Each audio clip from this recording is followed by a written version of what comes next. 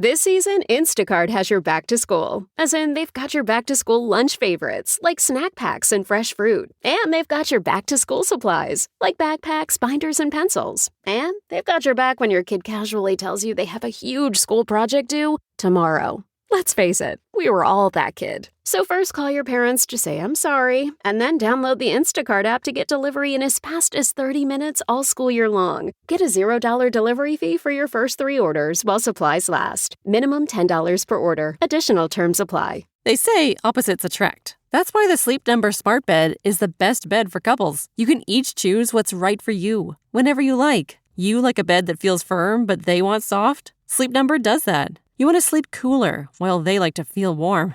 Sleep Number does that too. Sleep Number Smart Beds also learn how you sleep and provide you with personalized insights to help you sleep even better. You have to feel it to believe it. Find the bed that's for both of you, only at a Sleep Number store. 9 out of 10 couples say they sleep better on a Sleep Number Smart Bed. Time to catch some Z's. J.D. Power ranks Sleep Number number 1 in customer satisfaction with mattresses purchased in-store. And now, Sleep Number Smart Beds starting at $9.99. Prices higher in Alaska and Hawaii. For J.D. Power 2023 award information, visit jdpower.com/awards. Only at a Sleep Number store or sleepnumber.com. Hey friends! Ooh, it's hot in the city. It's summer. And me and producer Steph and the editaudio team are taking a little summer hiatus. Woo! For us. But we didn't want to leave you all alone, so we're sharing some of our favorite episodes. Today, we've got Podgie's episode. Podgie took a big leap of faith and became a full-time Twitch streamer, but it didn't turn out exactly as they'd hoped. Now they feel sort of stuck when thinking about what their next step is. So it's time to confront that indecisiveness in the face of what may or may not be a past failure. Okay, take a listen, and we will be back with new episodes on September 10th. Edit audio. So I'm working as the front of the house manager for a restaurant called Stick to Your Ribs. Yes, I am aware. You don't need to say anything about that. And the general manager, he likes me and he says, hey, Robin, I'm leaving this place. I'm heading to Pizza Hut. I'm going to work on the corporate side of things. I think you're great. I could get you an interview and you could manage a chain. And I'm like, Pizza Hut? But then he says it pays $35,000 a year. And my eyes are like saucers, like Tom and Jerry cartoon, because that's more money than I've ever made. So I take the phone interview. It goes well. And the next thing I know, some lady is booking me on a private plane to fly to some town in like Rhode Island or Massachusetts, something New Englandy. I don't remember any of the details, except that I'm going to talk to the big cheese over at Pizza Hut. I can't even with this. I wake up that day before the flight, and I'm like, what in the actual fuck am I doing?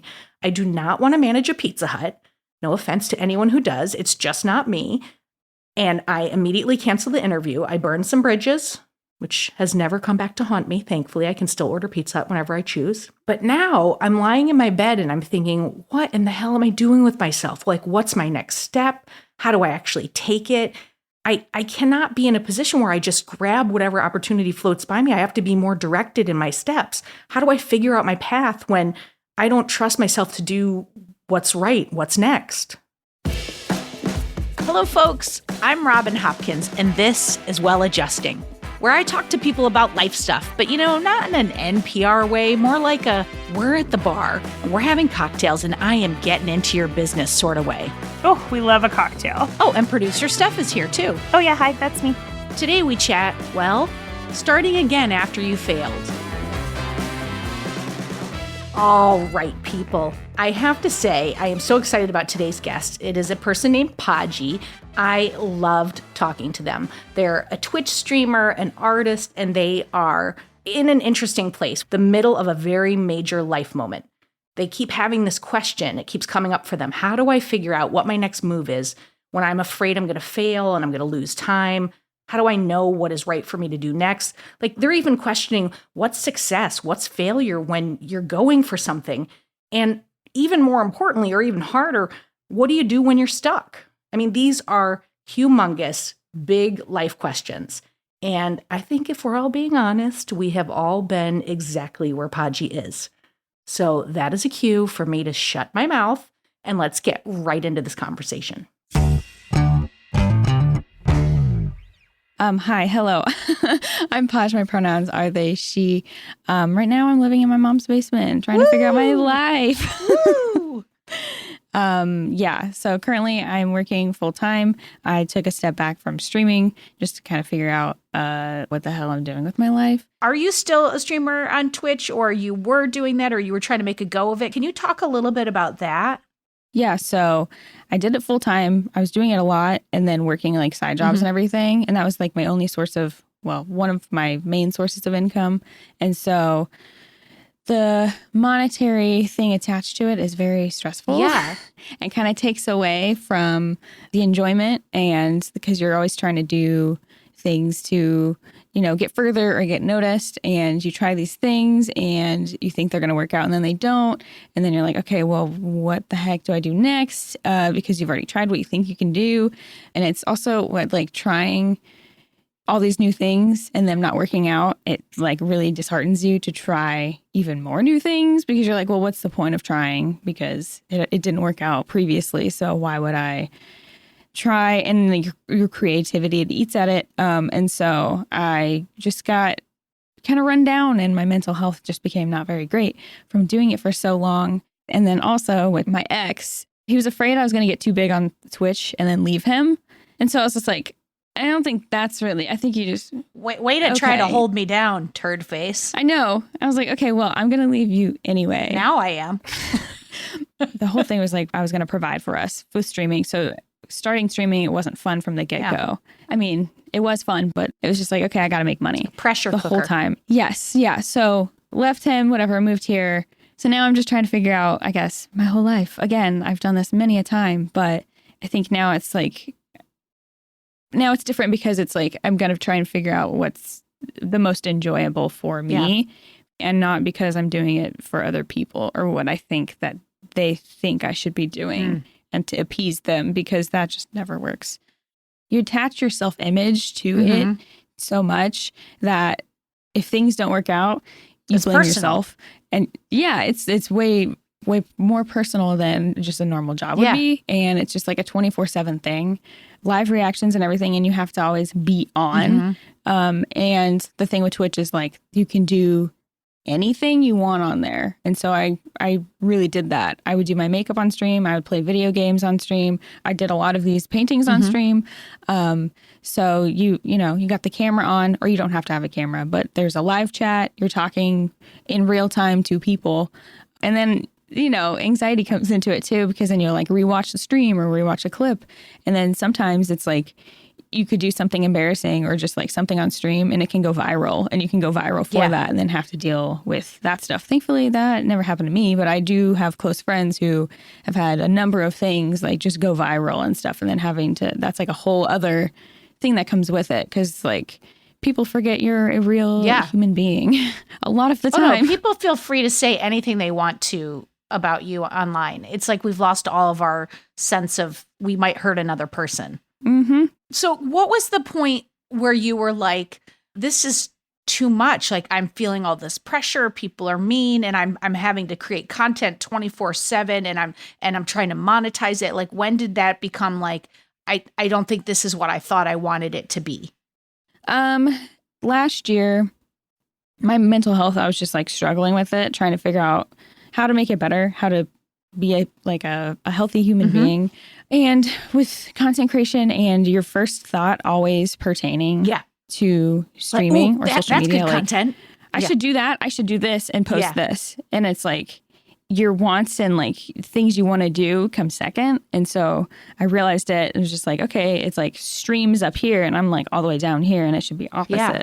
And also, like, is the time that you're spending streaming, if you're putting out a persona, even if it's just a slight variation of who you are you really in the moment and enjoying it? Or are you you're working all the time? Yeah, you're always working. Because, like, I mean, I try to be as authentic as I can be, but sometimes I'm just, like, really low energy. And, like, low energy streams don't always gain the most, like, monetary, traction. And so you kind of always have to be, like, up, but, mental health. Yeah, but, like, maybe I don't feel like being up today. Right. Yeah. I mean, and there's an argument to be made. It's your job. When I go into my job, when I had a day job, like a corporate-y day job, like, I don't get to bring all my shit from home into my day job. I have to, like, write myself. I have to walk in the door, or at least that was the way I went into work because I wanted to continue to have a job.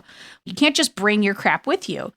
But there's this really blurry line that happens with being an influencer or being, a content creator where it's 24/7. Like you said, you're always like, what's the next moment in my life that I'm going to put out for everyone to see? Yeah. And it's just like that first thought of like, oh, I should do this for this. And it's like, you forget like what you like to do for yourself. You have to have your own things. Yeah. And if like, because I started doing like art on Twitch and stuff and then started doing commissions. And it's like, okay, well now I hate doing art because it's not for me anymore. It's not, relaxing anymore. Now it's just stressful. Yeah. And now I'm like, I don't want to paint because I have to. It sucks a lot out of you. And so obviously like this is like a tipping point and you're just at some point you're like, I don't think I want to do this anymore. Yeah. I still want to do it and I still do, but full time, it's just like it changes it completely because it's not just like a fun thing you get to do, or at least not for a lot of people because you have to worry about, paying my bills. Yeah. The whole thing with that is like you want to have multiple sources of income, and that's like hard to do because there's no on how to be a successful full-time content creator. No, it's you so have to winging figure it. it out. It's so winging it. Yeah, you can get advice and you kind of try what other people do, but it doesn't work out for you always. And so I was really broke. I had savings, and that's the thing. You want to have savings before you do it. And I had, months of savings in case things went wrong.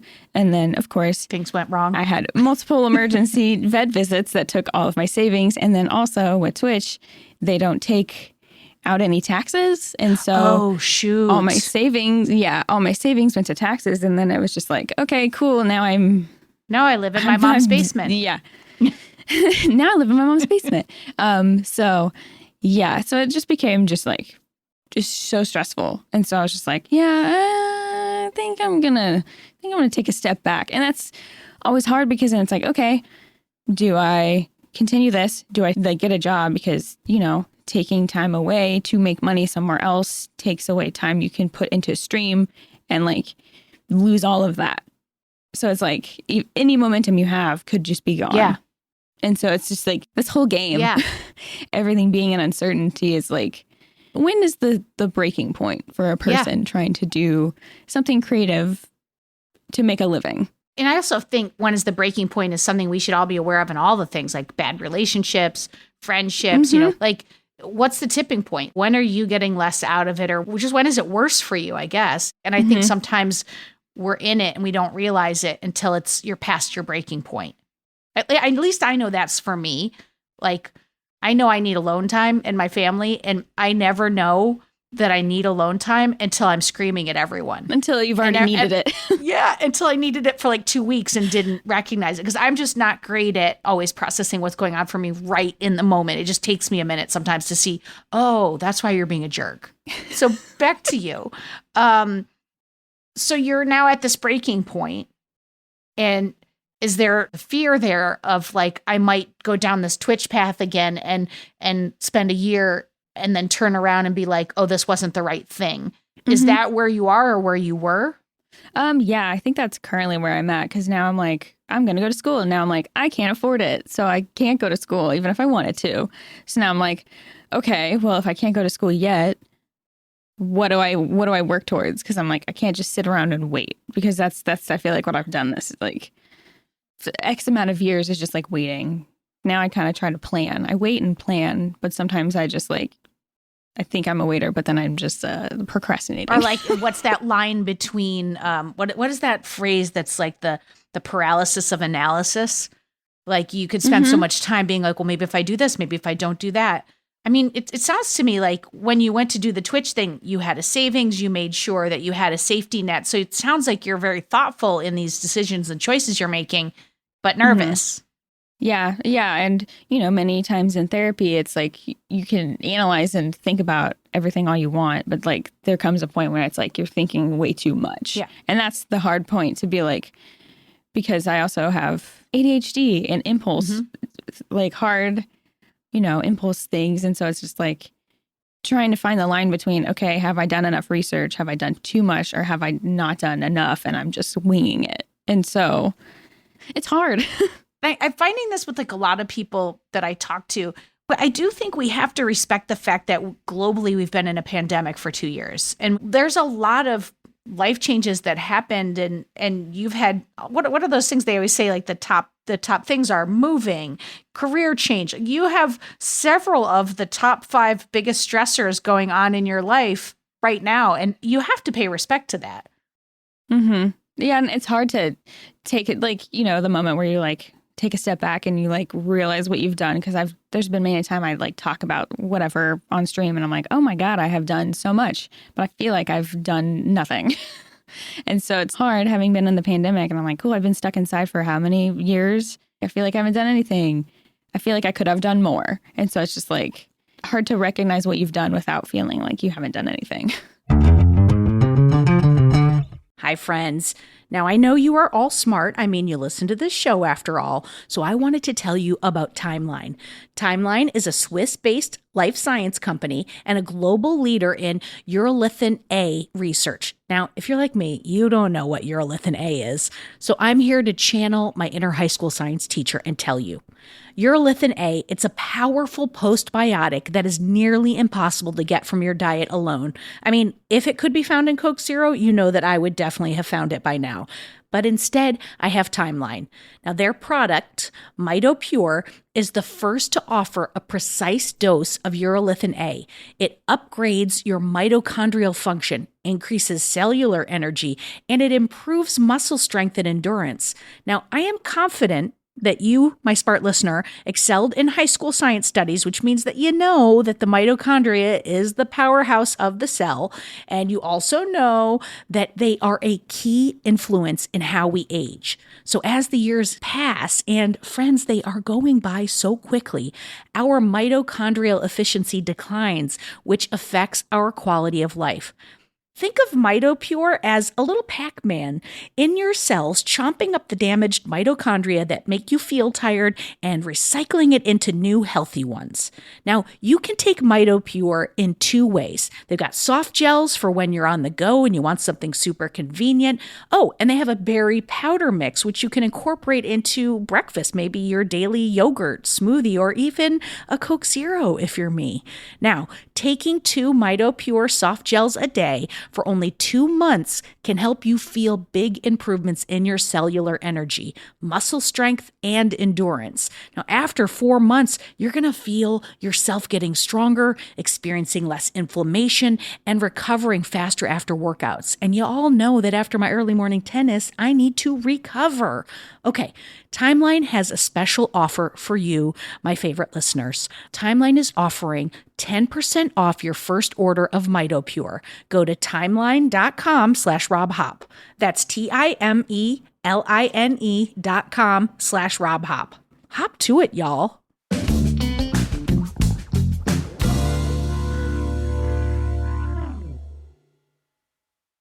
This podcast is brought to you by eHarmony, the dating app to find someone you can be yourself with. Why doesn't eHarmony allow copy and paste in first messages? Because you are unique, and your conversations should reflect that. eHarmony wants you to find someone who will get you. How are you going to know who gets you if people send you the same generic conversation starters they message everyone else? Conversations that actually help you get to know each other. Imagine that. Get who gets you on eHarmony. Sign up today.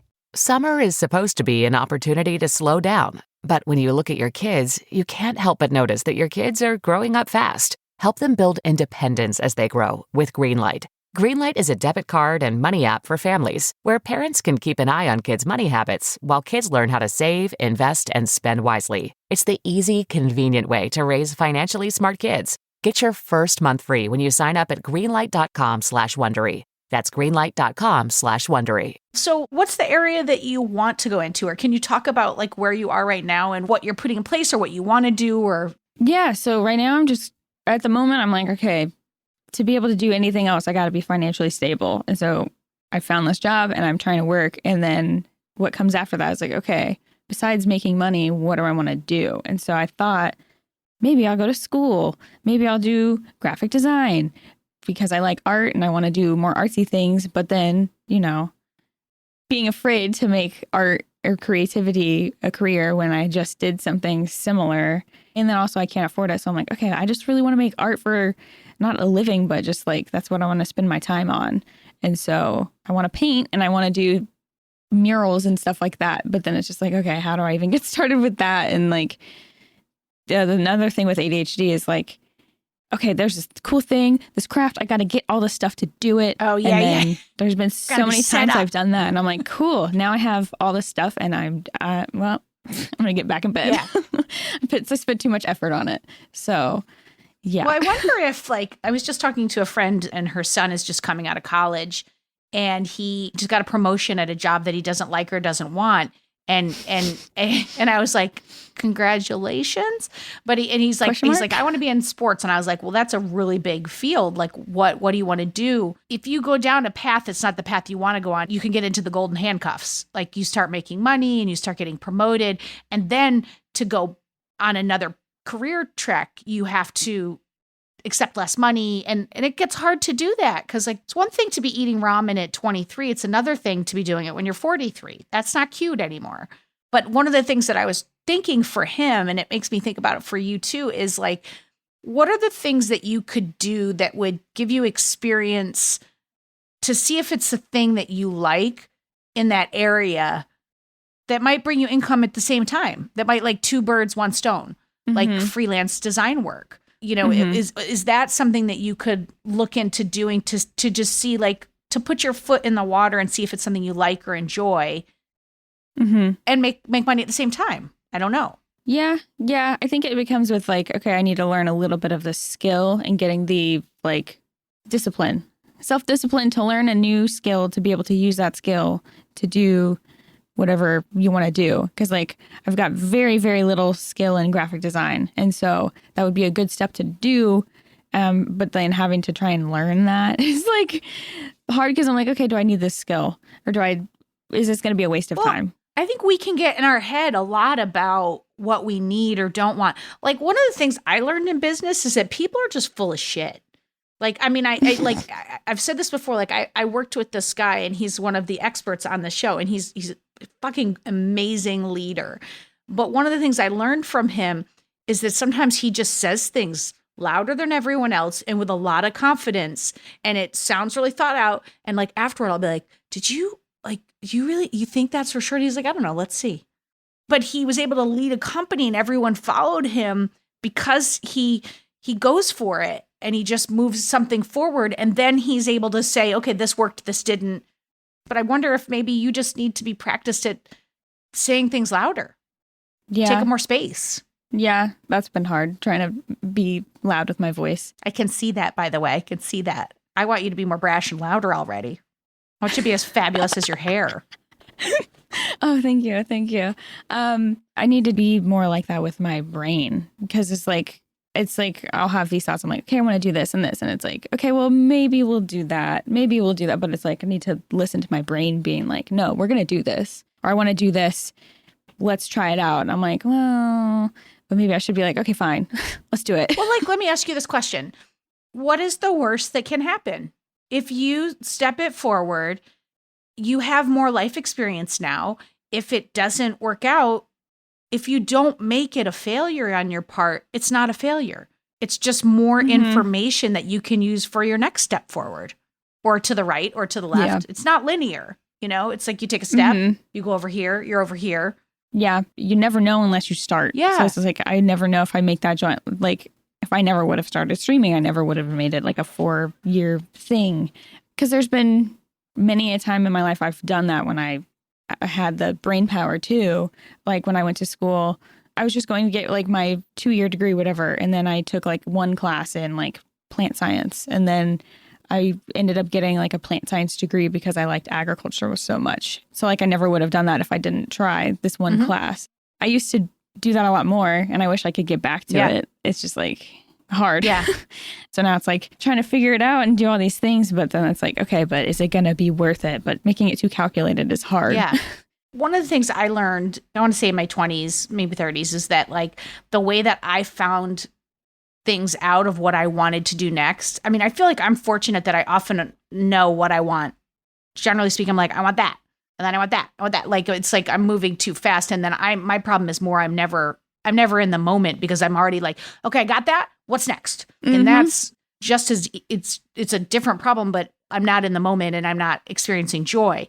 And like, it seems like yours is the flip side of that, where it's like you don't want to make the mistake. But I think the same solution might work. Like, moving it forward, I found out what I don't like. Like I was a stand-up at one point and I liked the art of it and I liked the process of it.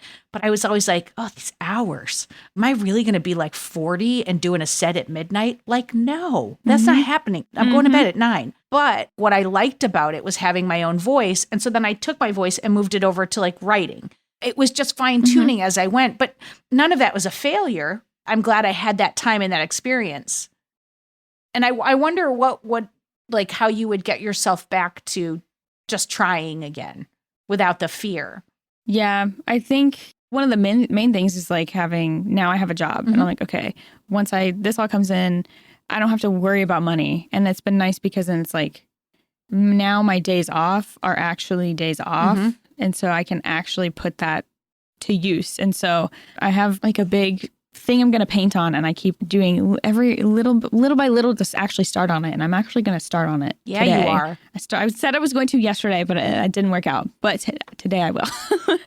So now my off days can actually be my off days, and I can, make strides to do the art that I want to do because I don't have to do the art for other people to get paid to pay my bills. And now I can just do what I want to do.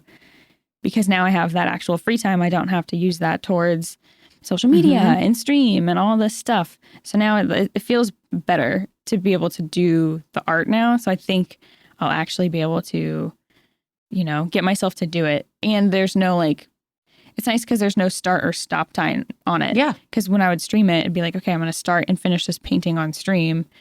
And then now it's like, okay, I'll work on it when I can. And I have the spoons too, and actually use my days off to relax. What's that? Well, and if you're not judging yourself and, all the dates are arbitrary, like it's whatever you decide, wherever you need to be or whenever you want to be, you've made that up. Yeah. And maybe if you're bringing the art back into yourself personally and you're bringing joy back in and it might be a decompression and a rest that you need. And then who knows what can show up because you're then there's space for thoughts to come in. There's no space for thoughts when you're just like, Yeah, we knew that. You need that space for growth. Yeah. So, and then because that's been, looking back and stuff on whatever I've done and looking at old paintings, and I'm like, I didn't know I could do that. And then you see, like a few months later, you're like, I didn't know I could do that. Whenever I had thought I couldn't do that. So it's like that whole progression. Sometimes it's just what you need. I don't think we're programmed for self-care. We're programmed to like what's next, or at least, I don't know, this generation, because everything is so immediate and all the time. And the FOMO, fear of missing out, that thing is like ruled my life, and I'm tired of it. Say more about that. What are you worried about? Just like, because especially in like the streaming space, I was just always like scrolling social media and looking for opportunities and looking for this and that, but not doing anything to work towards anything because I would feel like I was missing out on things that I could be getting if I were there right then. And so it's just like, just waiting around, it's not doing anything. So it's just like hard to be like, okay, well, can I do both? It's like, not really. So I do think for like Gen Zers and millennials, it's like really difficult because everything has been squished together with social media and with your lives. It's like your life is your content, is your career, and it's all happening and it's never off. It's like long gone are the 1950s where it was, of course, just the dad, with his lunchbox and he went to work from 9 to 5 and he worked at the same company for 35 years and then he was on a pension. Like, it's just, we're so far from that. Oh my God. And there's so far and from there's so many different, like if it's like a picture with like a subway map with offshoots, there's so many offshoots that have come from that have impacted what you all have to go through. From people being mean to it's never off to, there's just all these little tree branches that make it hard. And the only thing I can think to do is to say, slow it down and just figure out what your next step is and don't put any pressure on it.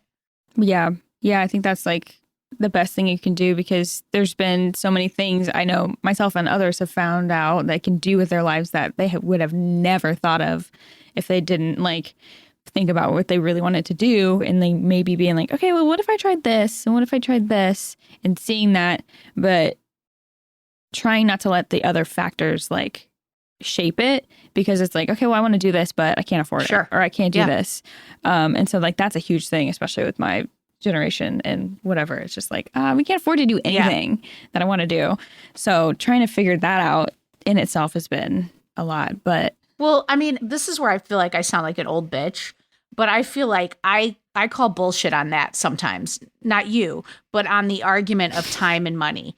Time and money are two things that we use a lot to get in our own way from when we're afraid, like to stop ourselves. Oh, yeah, absolutely. Because you can find the time, like, you know, I wrote a book from 6 a.m. to 7 a.m. while I had a full-time job, while I had one kid and was pregnant with another one. Now, granted, nobody's bought that book, but it exists and it is written and it's still a book. I've never written a book. It has gone through 4 drafts. Someday someone might buy it. But the point is like everything can be done in 45-minute spurts. Is it going to take longer? Did it take me a couple of years? Yep. But it did it. So it's like, I do think that's why I just keep saying smaller is better, small chunks. That first step, if you make the first step, I'm going back to college and I'm going to know where it is and this is the degree program. You're going to fail. The first step should just be like, I got online and I researched a graphics program. Boop. That's it. Small, manageable. Yep. Yeah. Yeah. It's just like the pressure being like, I have to figure it all out right now. But it's like you said, like the small bursts, you appreciate it more too, I feel like. But then it's like having to reshape from, okay, well, I'm going to put all these little spurts of time into things. But then it's just like, okay, well, I wasted that time in the end. But it's like, did you really waste it? It's never a waste. That's the thing, trying to reshape it. It's hard because what I've done before is like, okay, well, I spent that time on things that didn't work out. But then it's like, it's not wasted time. You just were figuring out what you liked and what you didn't like and what worked out and what didn't. It's not wasted time. And like, can you imagine if you didn't go for the Twitch thing?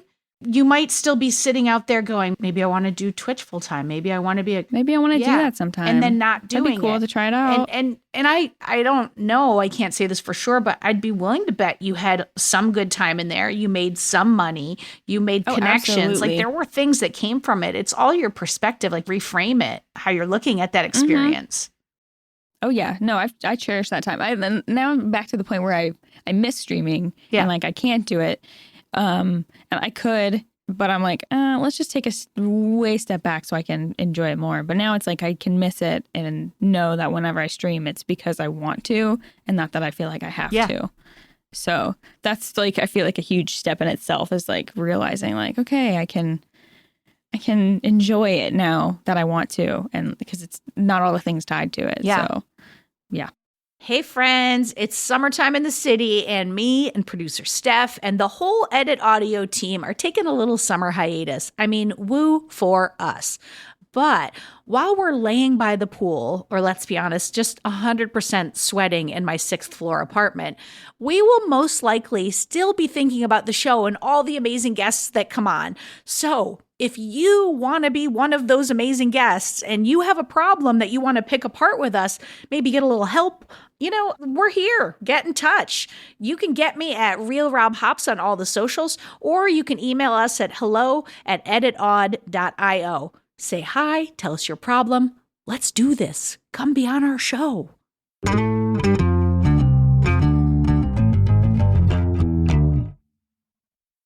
Okay, it's time to commit. 2024 is the year for prioritizing yourself.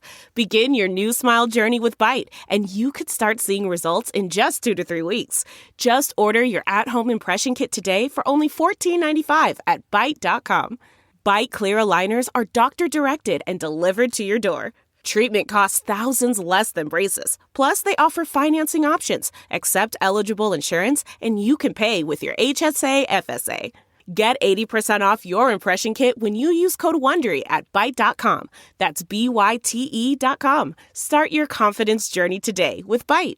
This episode is sponsored by AutoTrader. Credit scores, down payments, interest rates. Car buying can be a numbers game, but you don't have to be a math expert to get the keys to your dream car. Just use Kelley Blue Book My Wallet on AutoTrader. Crunch your numbers and get your personalized results so you know exactly how much you'll pay each month for your car. It's like having a magic wand for your wallet. Presto! The car you've been wanting is now within reach. So hit the road and leave your calculator at home. Find your next car on autotrader.com. You're back in your mom's now, and your mom is lovely, which is awesome. Is there like a possibility that you feel like too content there because your mom isn't giving you that pressure? Like, are you looking to her to get that pressure? Like, is it providing safety, or is it harnessing you from like actually making steps? No, it's absolutely safety, because we had talked about that before moving in. Is like, I can't be too content here. Yeah. And she's wanting me to go to school. And so I feel that pressure. And I'm like, okay, this is a little too much pressure, Mom. I told her finally, I was like, I don't think that's for me for now. Because I was also worried about that. I was like, I don't want to get stuck. You know, at one point I lived alone and I loved that. And then I had a roommate, and then I went from that to living with my mom. So it's not just a roommate. It's like you have the whole like familial family aspect to it, which is different. But I like it more than having the roommate. So I think living here and then going and hopefully living on my own again in the future, I think will be nice. And that's just another thing we just identified that you want for yourself. There's more that you know that you want for yourself. You just saying them out loud. Mm-hmm. Yeah. No, I want to. By the way, you figured it out. I didn't. I just took credit for it. For what an asshole. Look at what we've just figured out here. You figured it out. Yeah. No, I will live alone eventually, because I know I liked it. It was just hard on the mental health. So if I do that again, I got to be more aware. What's your Twitch situation now? Like, do you have a bunch of followers? What's it called on Twitch? Fans? Streamers? Followers? Yeah, it's followers. No, you got followers. Lovers. Lovers. I got 13K lovers. No.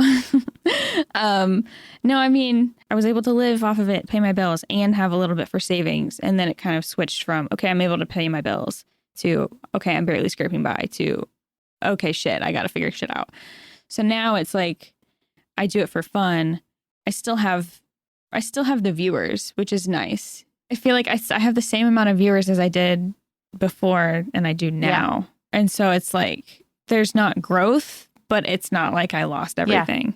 I feel like maybe you're not done with Twitch in some way. Like, I feel like you're going to find a way. It's going to land in your life in a way that works for you. Yeah. No, I'm hoping I can eventually, like, because I love doing art and stuff on there, but I'm hoping I can bring the whole aspect of like my art for fun and my art for me, but also do it on stream and share it with others. But because I want to, not because I feel like I have to. And like, what if you just went on low energy and all and just did it? And like, you didn't try to change yourself. It's just as if you have a camera on, like Big Brother's watching. Yeah. I mean, those have been like my favorite streams to do, because it's so low key.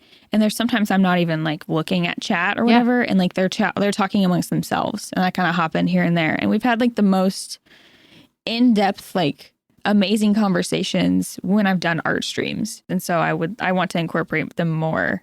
One day I'm going to make a damn mural. Well, your next step is bringing some joy back to you and artistic some joy. Creativity. Yes. And I'm so thankful that you wanted to share this with us, because we're all struggling and we're all just trying to figure ourselves out, and we all worry that we're doing the wrong thing. And I think anytime we could talk about something and see that we're not, that everything's okay, I think that's really helpful. Yeah. Talking about it, I'm like, oh my God, yeah, I am awesome. I'm boss bitch. And then it's hard because then you're comparing yourself to others, but everyone's comparing themselves to everyone. So it's just like this whole cycle. Well, and you'll go out of this conversation and you'll have like an inflation that stays with you for a bit. But then it's like in 12-step programs, they always talk about, you have to do the tools every single day, because like, when you brushed your teeth yesterday, it doesn't, protect your teeth today, like that whole kind of thing. And it's, so you just, one, not you, but needs to just put more in their life where there's more of these conversations, more of these things, so that you keep getting the lift. Yeah. Find the joy in the things you're doing as much as possible, and then do the things you have to do versus labeling it a struggle. And I'll let you know when I've done that. That hasn't happened yet, but that's what I'm working on. Perfect. I'll read that book. Exactly. I will write that book, and then it will live in my drawer next to the other book. Perfect. Next to my unfinished paintings.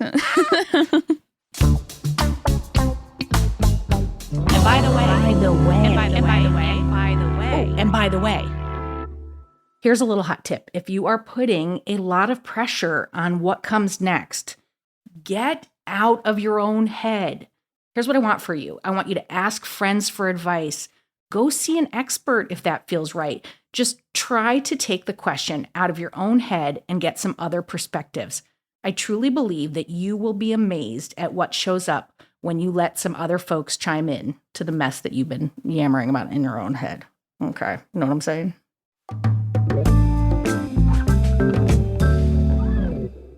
Okay, people, it is the time in the show everyone has been waiting for where I shut up. Yes, we could stop listening to me now.